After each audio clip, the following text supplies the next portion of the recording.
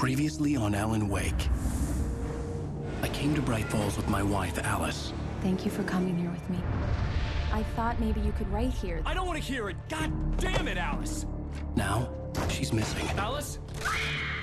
Alice? I woke up behind the wheel of a crashed car. I'm missing a week. I was attacked by shadowy men straight from a nightmare. The sheriff took me to the lake Alice and I had stayed at. But the cabin had disappeared.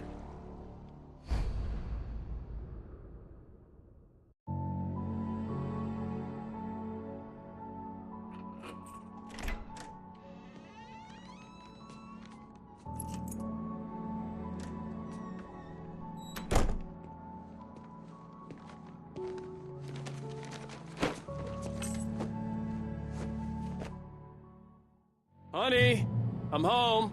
Back here, sweetie. How was it?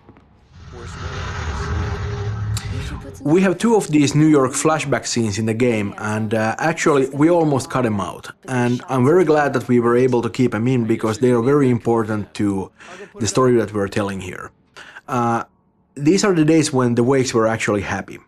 And we spent so much of the game in danger and in darkness, running around with guns blazing. And also, when we see Wake and Alice together, most of the time they're arguing or at least, not being very happy. But these are the days when they were both very, very happy together, and these are the days they long for. In the second flashback sequence, towards the end of the game, you can see the cracks there. They aren't really doing very well anymore. But right now, this one, it was good.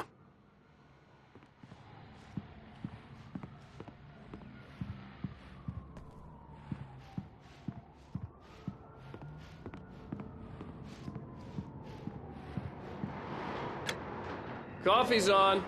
Great, thanks. I'll need it if I'm gonna finish this by tomorrow.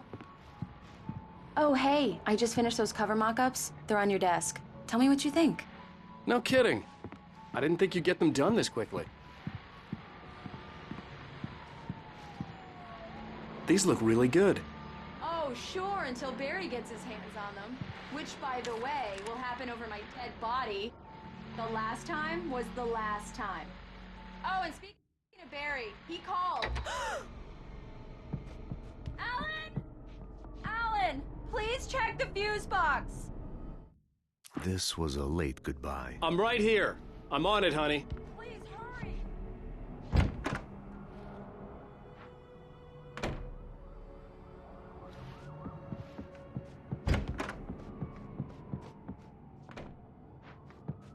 I really don't like this, Alan. Honey, it's a power outage. I've got the flashlight. Okay. Hi. You okay? I'm sorry. It just really spooked me. Don't worry. We'll just break out the candles. I know it's stupid, but it's just... especially when I'm not prepared for it, It gets to me. I love you. Tell me a story, writer. Okay.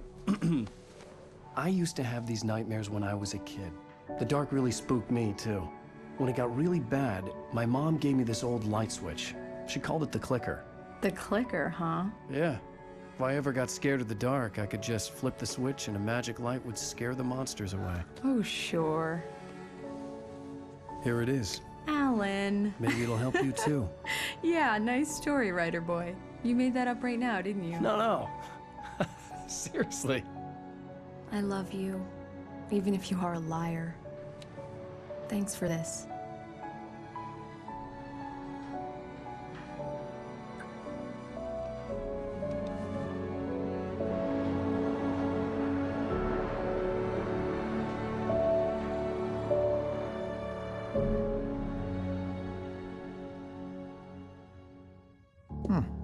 How do you feel, Mr. Wake? Any nausea, disorientation, anything like that? Mr. Wake, how are you feeling? I'm okay. My head's fine. I had to lie about my headache and memory loss. He'd send me to a hospital for tests. I couldn't leave without Alice. Very well. I don't think you have a concussion, but you've obviously been through quite a shock. You should take it easy for a couple of days. Thanks. in, Mr. Wake. We're done here. If the pain gets any worse or you experience any other symptoms, you should come see me. I'll let you get on with it then. Sarah, Sheriff Breaker, is waiting for you. She's very good at her job, I'm sure. Come in, Mr. Wake. Your phone's on the desk. The battery was dead. It's charged now. Have you started looking for my wife yet? My men are already on it. Now, can you tell me what happened? I'm not sure. I can't remember. We were arguing. I walked out of the cabin. The cabin on Cauldron Lake? How did you end up at Stucky's gas station? I wanted to tell her what had happened last night, but I couldn't. She'd lock me up. Excuse me. I need to take this. Hello? Alice, please help me. Alice? Stop talking to the law. You'll do exactly what I say if you ever want to see your wife again. Who is this? Go to the back lot. There's a hole in the fence on the left. Look inside the junker. I left a little something there to convince you we're all on the same page here. After you ditch the cops, you're gonna meet me in Elderwood National Park. There's a spot called Lover's Peak. Midnight. Don't do nothing stupid, pal. We're watching you. I need to get some air. The sheriff said I could go out back. In many small towns, life is peaceful and not that much happens that really requires police intervention. Such is the case with Bright Falls also. And the sheriff's station is really a friendly, almost cozy place. Indeed, the jail cells are more often used to sober people up than holding anyone for a longer period of time. Hey, you! Can you help me? Can you turn the lights on? The early morning light hurt my eyes and made my head ache. The man on the phone had said, go through the fence on the left.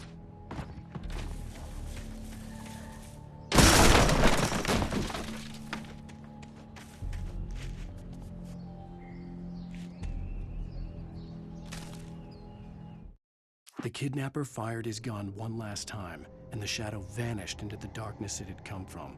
See? Nothing to it, Wake. The thought of Alice in his hands was revolting. We stood on the wooden platform of Lover's Peak, the waterfall and the mountain behind us, the lights of the radio mast blinking red in the heights above. I fought with the urge to take a swing, force myself to speak. Let's cut the act now. Where's my wife? Alice's driver's license had been placed on the front seat. The caller meant business. Barry? Ow! Ow! Thank God! Where the hell have you been? I've been trying to reach you for a week, you and Alice. Oh, I've been worried sick. I flew out yesterday. I'm here in Bright Falls. Barry, listen to me. I'm at the sheriff's station. Come and get me. I can't talk now. Al, what the hell is going on? I had to get the sheriff to let me go. I needed to get to Elderwood National Park to meet Alice's kidnappers.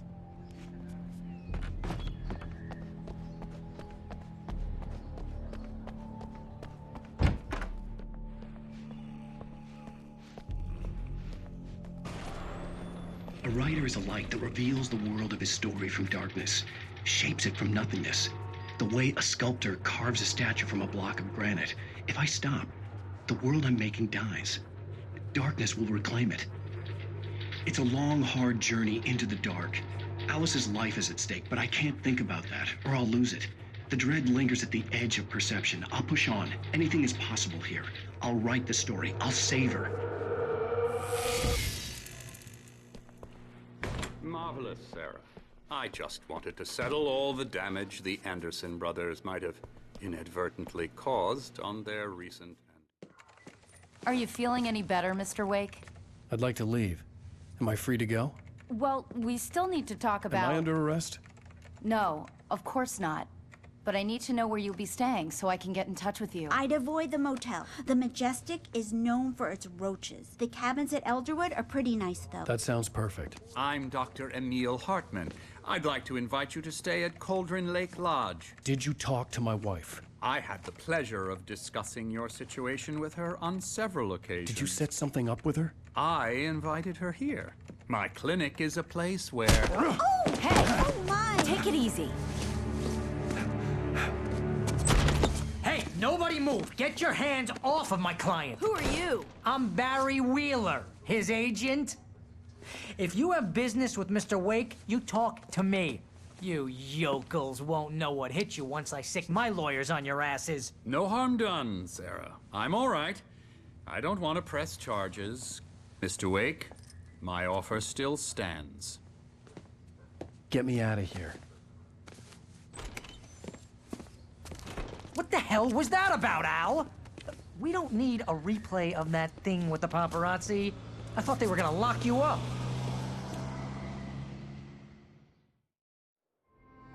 I had to talk to someone. I told Barry everything. He thought I was certifiable, but when he heard about the manuscript, I had him. The fact that I'd written something, even if I couldn't remember it, was enough for him. He smelled money. And he believed that Alice had been kidnapped. Anything beyond that was another story. I had a midnight appointment with the kidnapper in a place called Lover's Peak, somewhere in Elderwood National Park.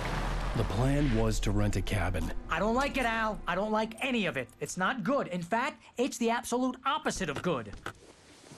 Mr. Wake! Barry, you found him. Hi, Rose. Oh, wow. I was just thinking about you, too. Great. I was just bringing Rusty some coffee. He's on the balcony, looking after Max. Poor thing. I really need to go. Great to see you again, Mr. Wake. Later! Who's Max? What an airhead.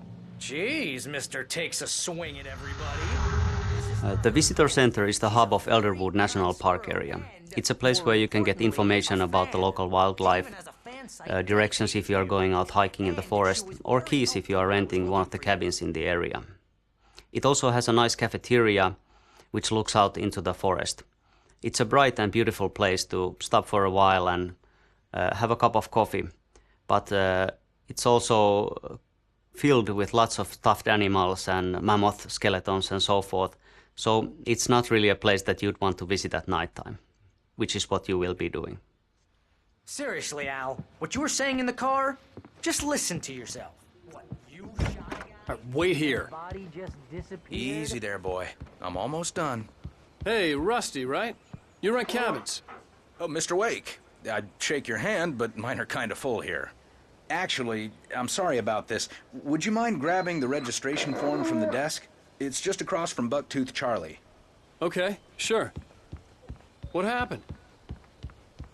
When was the last time you slept? What, are you high? Have you been drinking? No! Look, Barry, I'm missing a week, and someone's got Alice, and everything's just... Do you understand what it sounds like when you say stuff like that? Don't get me wrong, it's a good story, could be a bestseller. Wait here. You're confusing fiction with reality? You're buying yourself a ticket to the funny farm. I think this is the form you wanted. And here are the keys. Okay, you're all set, Mr. Wake. Glad to have you staying here. Thanks. Can you tell me how to get to Lover's Peak?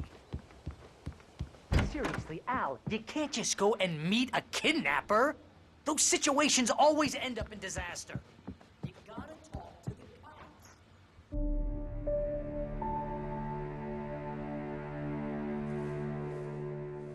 That's just crazy talk, Al. Al? Al? We should go to the sheriff or call the FBI. Damn it, Barry, they'll kill her! This is not a goddamn debate, Barry. I'm going to Lover's Peak. He said to come alone. Okay then. I understand. But you're my best friend and I'm worried that you're not right in the head. Tell me what to do to help and I'll do it. You stay here, and if I'm not back by morning, call the cavalry. Achoo! Achoo! Just be careful with the... Barry is a very fun character to write, and frankly, a big part of that is Fred Berman, who does Barry's voice. And he's a cool guy because it doesn't matter how stupid the thing I write is, he actually always makes it sound good. He would just always find the right tone for Barry and sort of make him human even though he's saying something completely idiotic. Barry's a clown, of course, and you know, you could call him a greedy little weasel and you wouldn't be far off from the truth. But at the same time, he's a loyal friend and he's smarter than he lets on. And, you know, he's got the flaming eye of Mordor, so, you know, that goes a long way.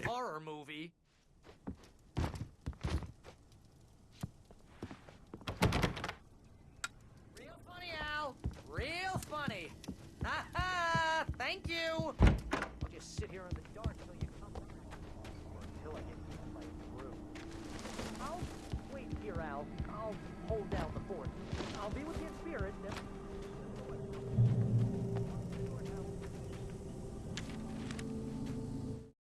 Barry had never gotten along with Alice, but he knew Alan loved her with an almost frightening intensity. And now something had happened to Alice. And here was Al armed with a gun and saying things people got put in padded cells for. It was as if his friend had experienced a massive psychotic episode and was now totally disconnected from reality. It scared the shit out of Barry.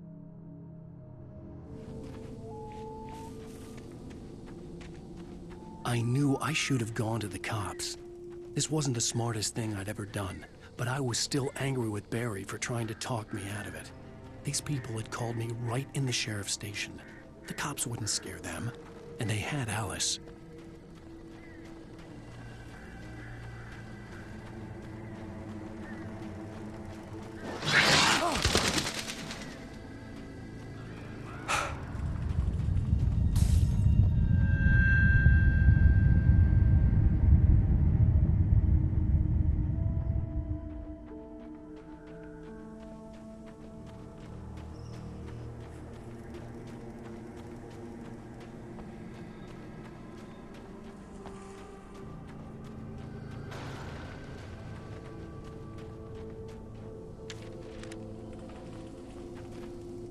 The air in the visitor center was heavy with an awful smell, as if some rotten drowned thing had crawled up from its grave.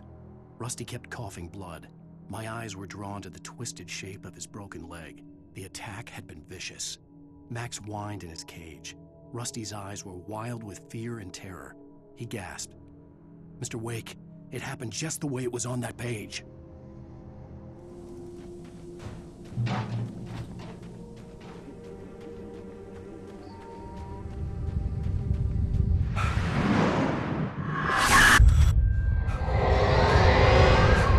The vision left me weak.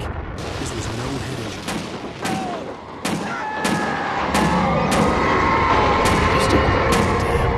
Rusty, hang on! I'm coming! Please, help me!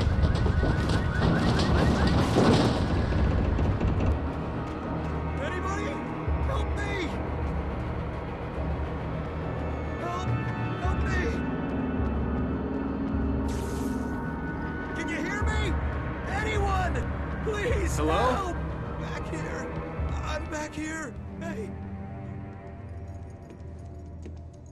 Mr. Wake? Oh, hell. It happened just the way it was on that page. I found. Came true. It knew. So dark. It'll come back for me. You must... The lights. In the office. I have the key. Okay, Rusty. Hang on. I'll be right back.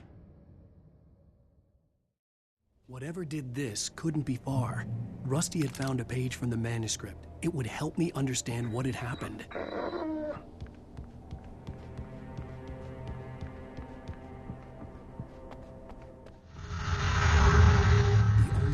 Sure that Rusty was well, right now Rusty's still alive, but you know that's not gonna last for long. He's a couple of minutes away from being turned into one of the Taken.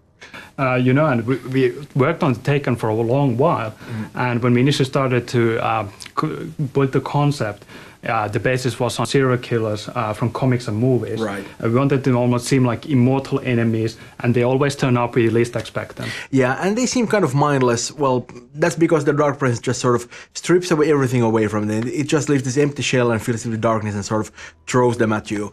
They're really about aggression, and they don't really do subtle. And that's exactly why we love the melee weapons, right? And we actually considered giving them firearms at one point, but when we tried that, I think it took away something from the unique feel of combat. That because we kind of want them to come at you. Yeah, they need to be aggressive, right? And I think the melee weapons also represent something old and mythical, what the Dark Presence is, unlike the light, which is modern and technical. Yeah, and of course you'll probably notice that they keep on babbling all the time. Well, you have, but no, I'm talking to a player here. That was actually kind of an experiment because we just wrote some of that stuff on a whim for Stucky in the beginning, and when we got the lines back from the actor, it was creepy as hell. So we, of course, decided that we gotta have more of this stuff, and we just wrote more of it in. Yeah, exactly. It was excellent.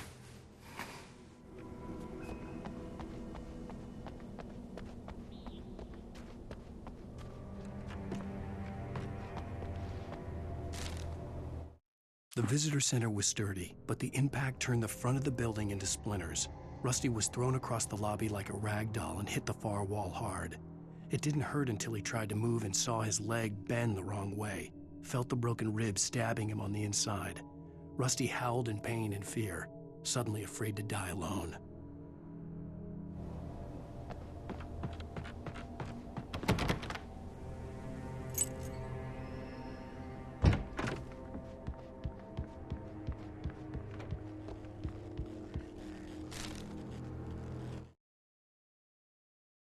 At the last instant, I changed direction and threw myself down.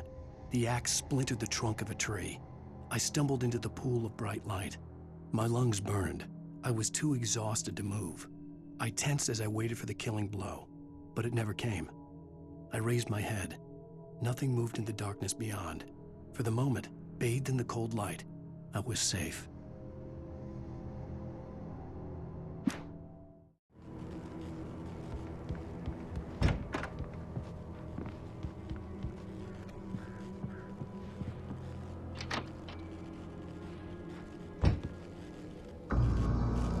I was too late. Someone had destroyed the circuit breaker. There was no way to get the lights back on.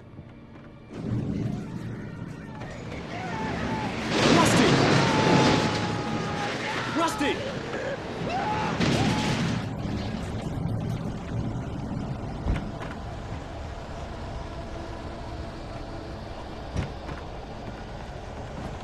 The ground was covered with oily patches that looked like liquid darkness.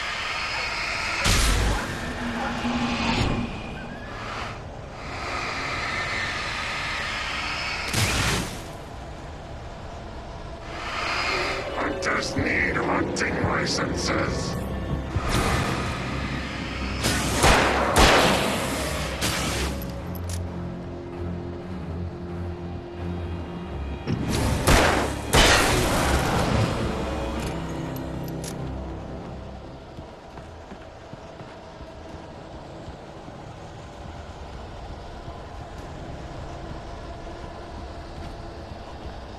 Something had torn a mammoth-sized hole in the wall.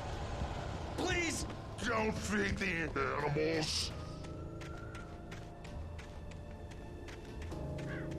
Fishing is only for those prisoners who purchase a park fishing license. Obey the operator's instructions at all times. Rusty, no! Never approach closer than 100 yards. Two bears and wolves never approach any other closer than 25 yards. Pets must be leashed at all times. Never leave your pet unattended. It is against the law to remove any natural objects or historical artifacts from the park.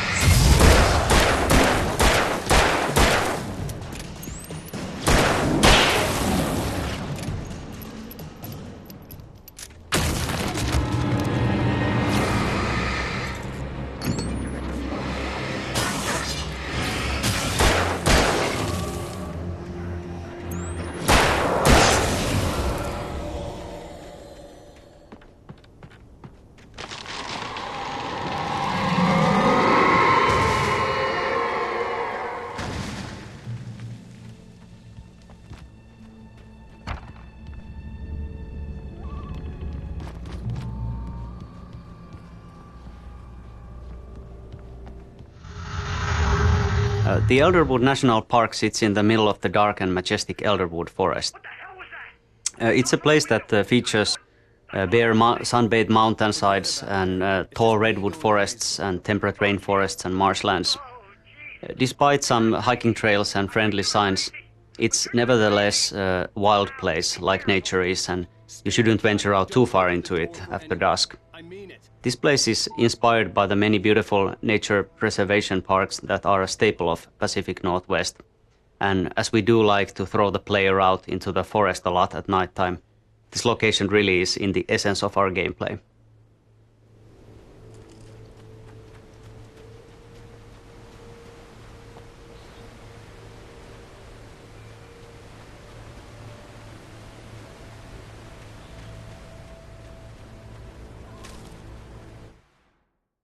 In that last instant of consciousness, Rusty thought about Rose. He was older than she was. Rose was barely out of her teens, but she made him feel young and forget what a train wreck his long-dead marriage had been. He still wore the ring. He'd been waiting for her to tell him to take it off. Now she never would.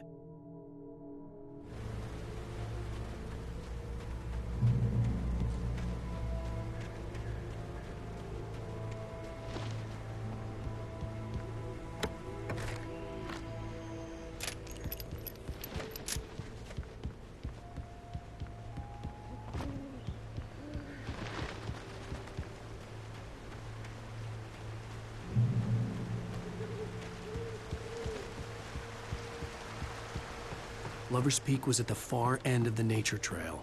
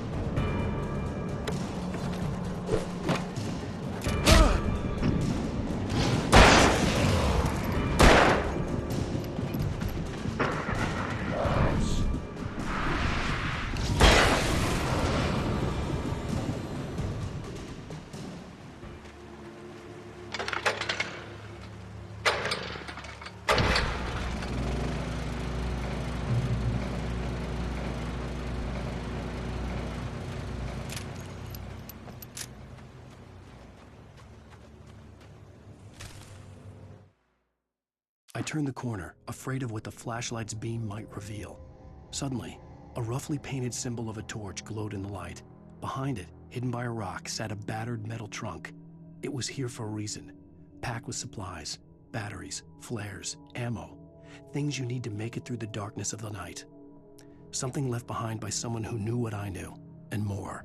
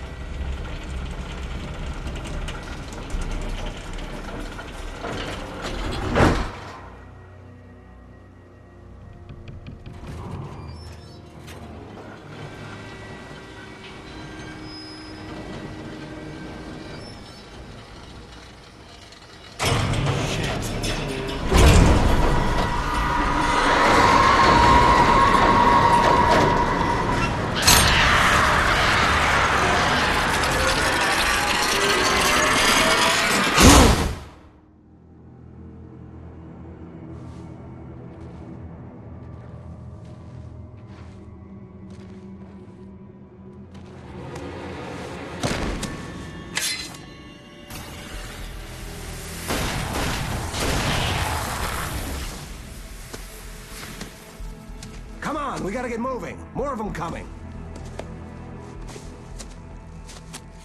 That flashlight's kid stuff.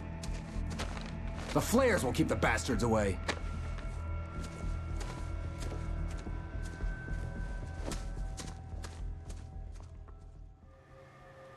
You can see them too? Hell, of course I see them. Come on, we gotta move. Why? Because that's the way the story goes. Yeah, but... Let's move! I lost my gun back there. Oh, I've got a gun. Just keep that light steady on him. It took a moment. I love this scene. This is where we show the handheld flare for the first time. It's a really effective defensive weapon. It pushes the closest enemies away, drains their shields, and actually makes them retreat. It's really useful when many enemies are attacking you at the same time and you're really in trouble. We also have a twist in the gameplay here. We actually take away your gun, and you need to rely on a mod to be able to survive. You need to use the flashlight to keep the enemies away and stay close to mod.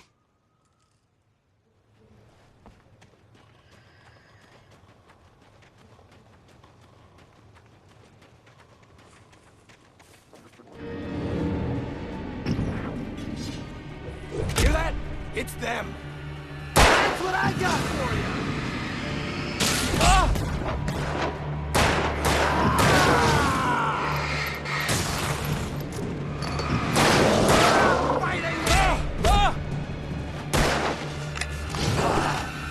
Like that, boy? Ah!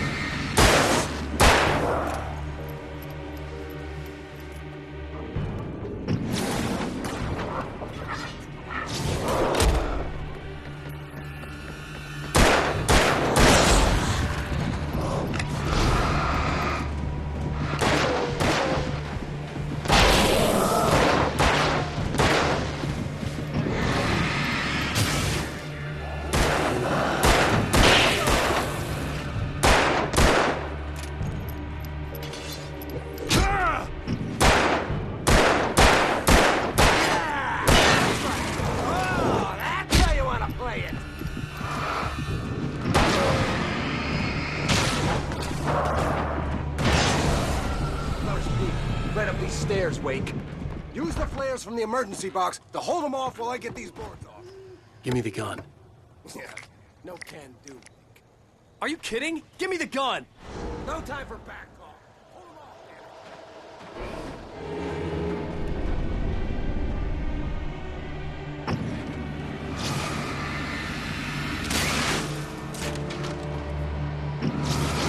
a little longer. Scare them off.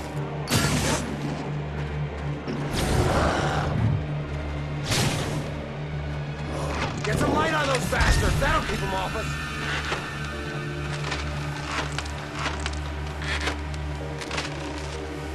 Just a little longer, I almost got it! Okay, it's open. Move it or leave it.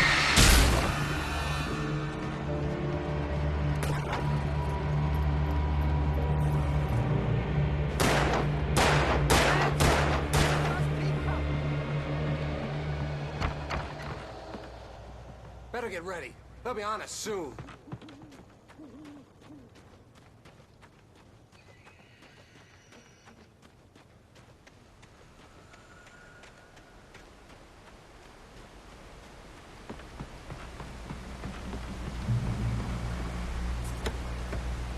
Stand. There's more flares here. Get ready. We fight them as long as they keep coming.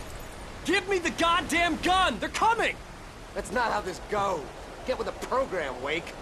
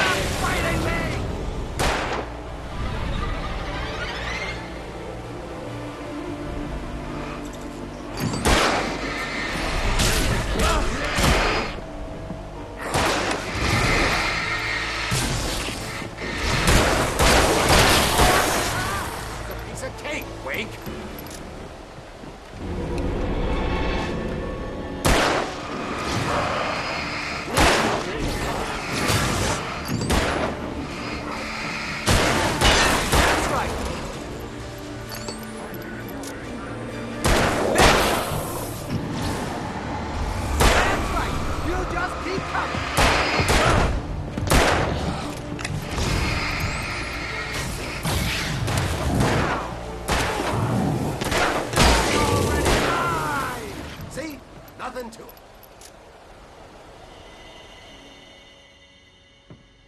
Let's cut the act now. Where's my wife? I knew you were gonna say that. I read it all before. You're a hell of a writer. Congratulations. You're gonna bring about something glorious and terrible once we get you some proper editorial control. What the hell are you talking about? Where's Alice? I want the entire manuscript, or she's gonna suffer bad. You touch her and I'll...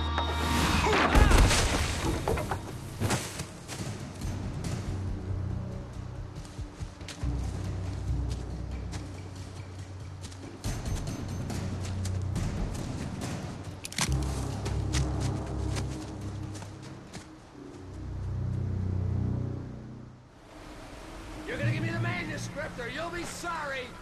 No! Come back here! I swear I'll kill you if you hurt Alice! Do you hear me? Come back here! I turned the corner, afraid of what the flashlight's beam might reveal. Suddenly, a roughly painted symbol of a torch glowed in the light. Behind it, hidden by a rock, sat a battered metal trunk. It was here for a reason, packed with supplies, batteries, flares, ammo, things you need to make it through the darkness of the night. Something left behind by someone who knew what I knew, and more. He had Alice, and he wanted the manuscript because he thought it held some magical power, but I had no manuscript to give him. I had to get back to Barry and figure out my next move.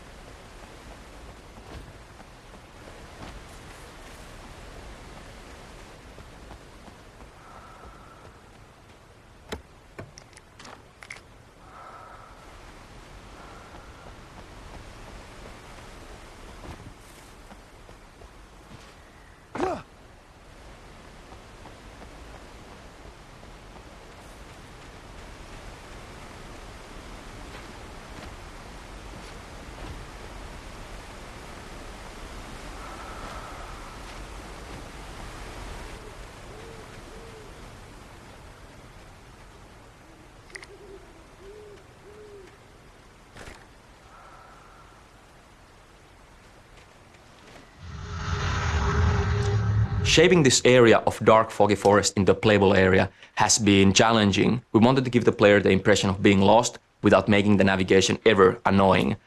Also, we noticed that the journey has been quite long through the national park, and many players wanted to pick up the pace this far. This basically meant that we did have to close off some of the branches we originally thought would be great to explore here.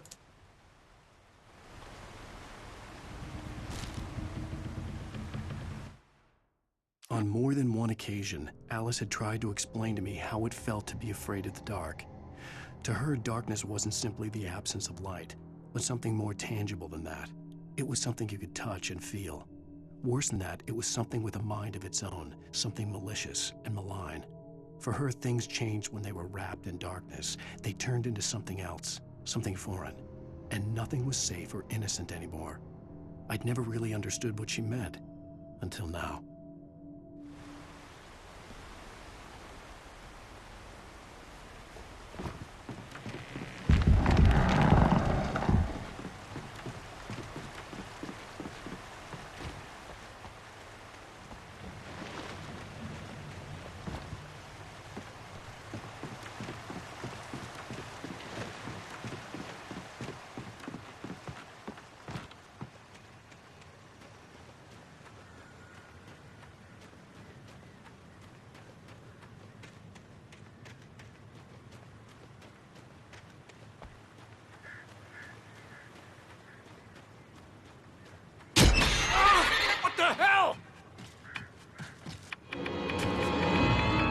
Rusty had warned me about these traps. It hurt like hell. I was stuck.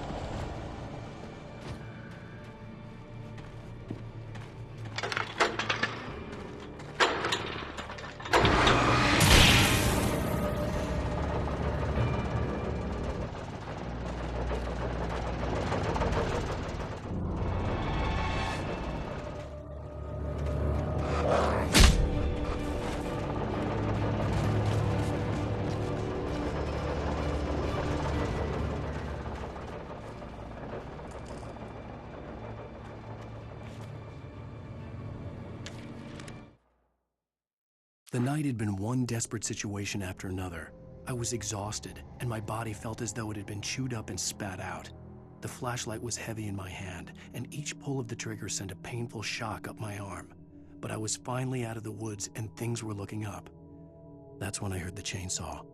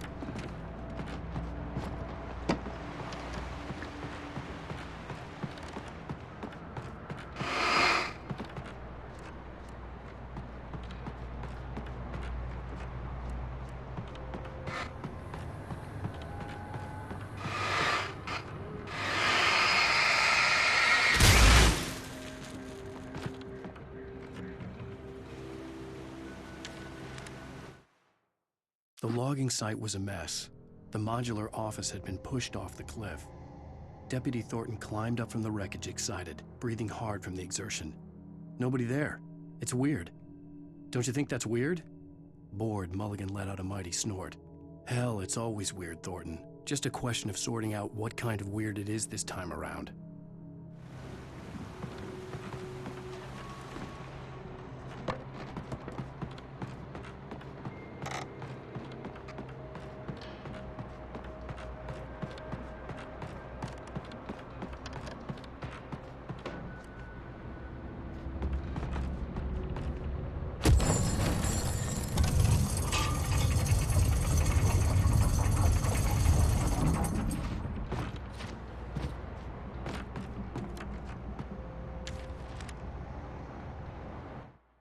When Barry saw the darkness attack the visitor center, it made him a believer.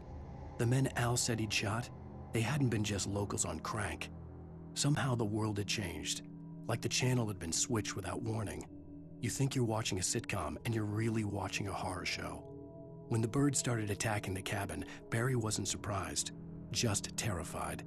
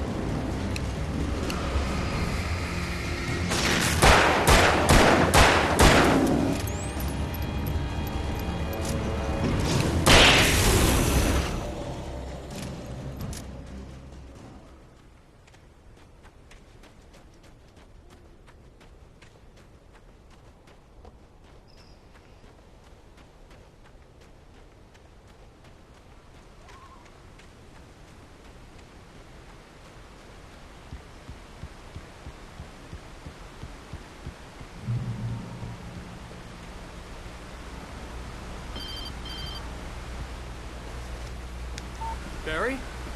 Ow! The porch is covered with birds. They've got all Hitchcock on me. Stay out of sight. I'm on my way. Don't open the door. What am I, crazy? Stay hidden. I'll be there soon. Just make sure you keep the lights on.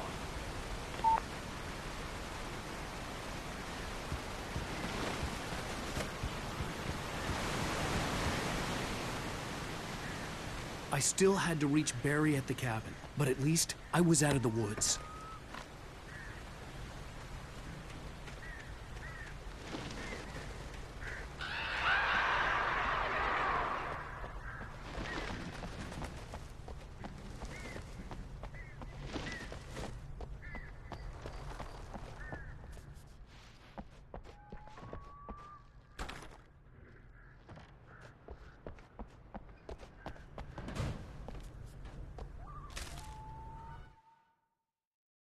The FBI agent's command froze me in place. I considered surrender. It was all falling apart anyway. I could give in, let someone else deal with it, but it felt all wrong. Call it instinct, his posture, the way he held the gun. He was no friend. Shots ringing in my ears, I leaped for the hole in the fence and stumbled into the darkness beyond.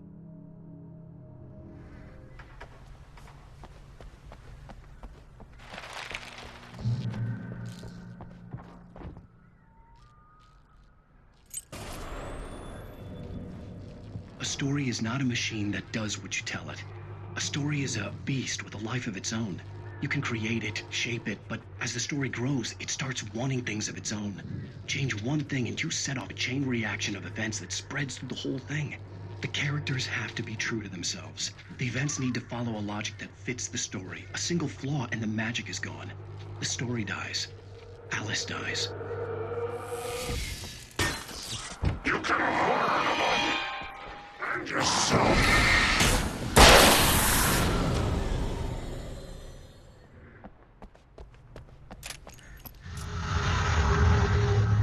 Here we have the first driving scene.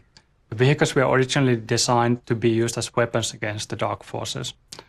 The headlights are used to burn the darkness away, and you finish them off by driving over them. Along the way, vehicles became a more important part of level design, and scenes which use vehicles are clearly differentiated from basic foot combat sections.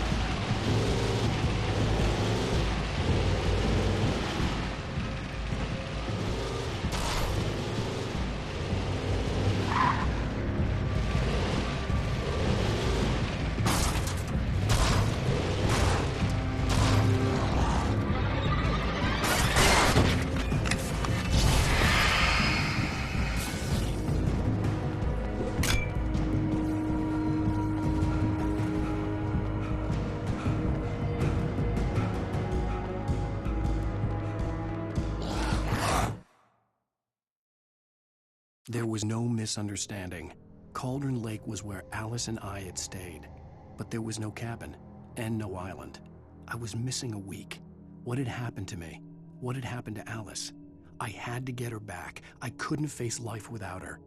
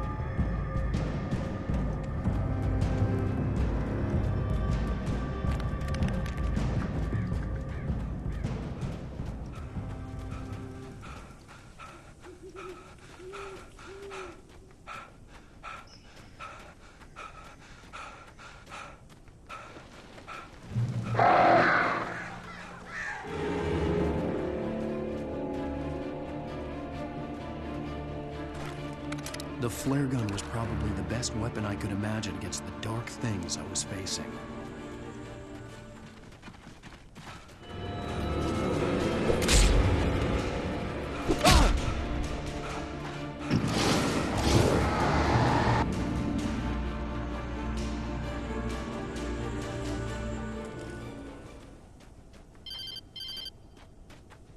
It was the kidnapper.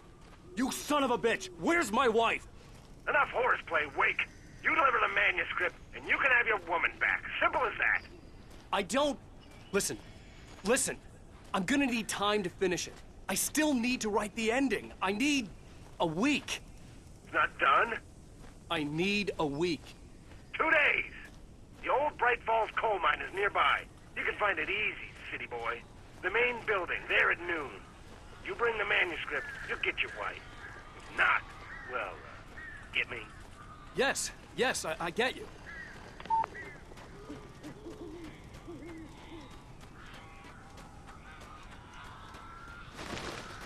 Barry had talked about birds over the phone.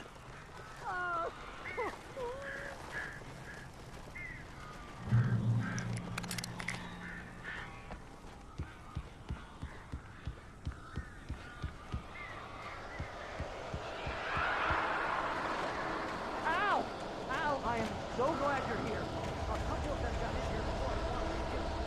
This is normal.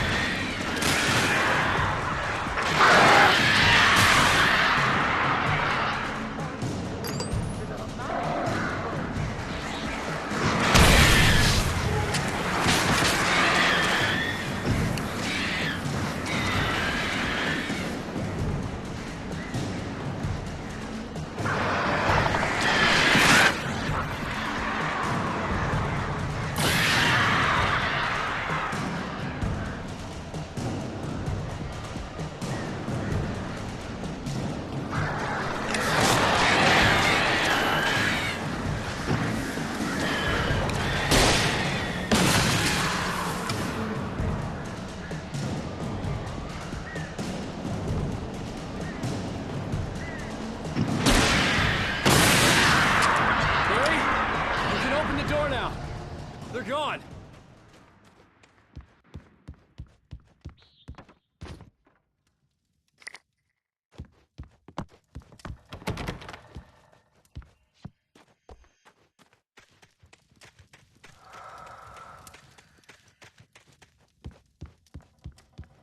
Hey, Al.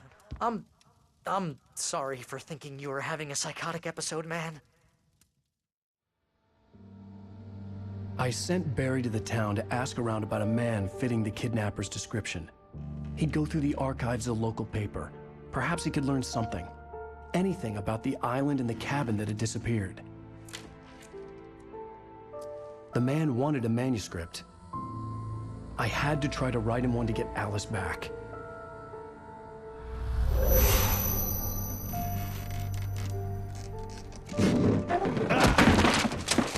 For me, the supernatural had always been nothing but a metaphor for the human psyche, a tool to use in writing fiction. Now, it was happening for real. and I couldn't put a single word on paper.